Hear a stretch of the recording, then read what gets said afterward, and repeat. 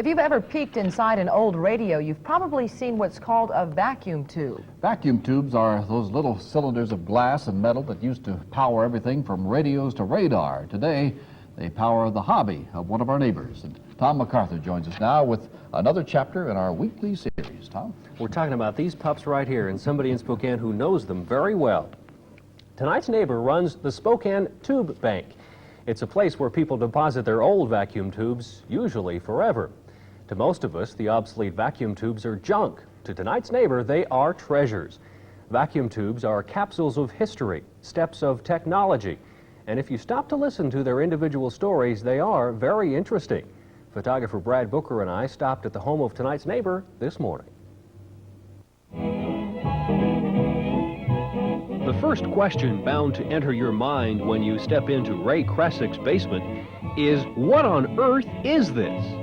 Well, probably the largest single collection of radio tubes in America, I would presume. Not too many people are foolish enough to collect radio tubes.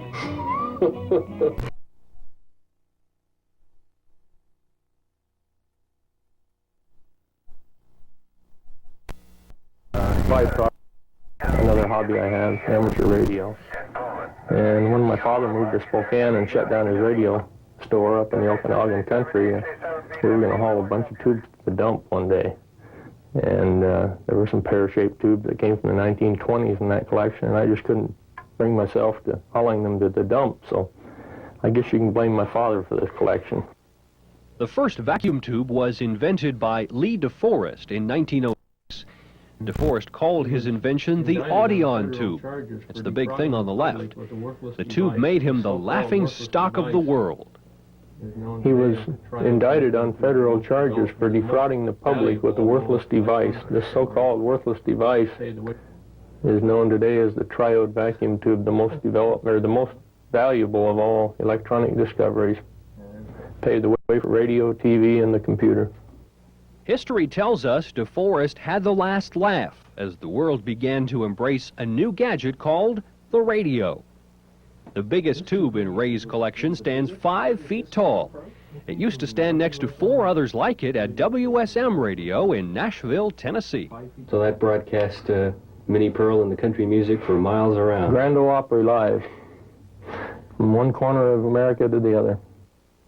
Another tube made a more famous contribution to American history. This one displayed our beginning to World War II. Well, this tube right here was in the radar station that detected the Japanese planes coming to bomb Pearl Harbor in 1941. Why do you think it's important to keep these things around? Well, if somebody didn't save them, they'd be in the dumps today, I'm sure. Because even though we have a collection here that was valued when they were new at $1 million, they were all donated. I haven't paid a penny for any of these tubes, and they're not worth a dime.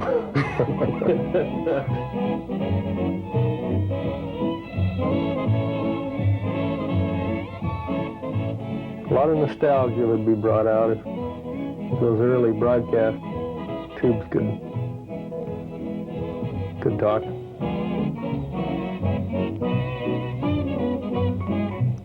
If only. Ray Kresek, tonight's neighbor.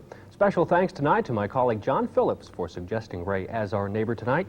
10,000 of tubes just like this one. That's an All kinds interesting collection. Yes. Fascinating. Now you mentioned Ray makes has a bank there, tube bank. Can people actually make withdrawals? You betcha. Most of that is organized for local ham radio operators. Some of the old sets still run on these things. If you are a ham radio operator and looking for some rare tubes, give Ray a call at the Spokane Tube Bank.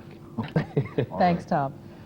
Still ahead on KREM-TV2 News, we'll show you a group of Northwest women timber workers who came down hard on Congress today. But first, today's closing gold and silver prices.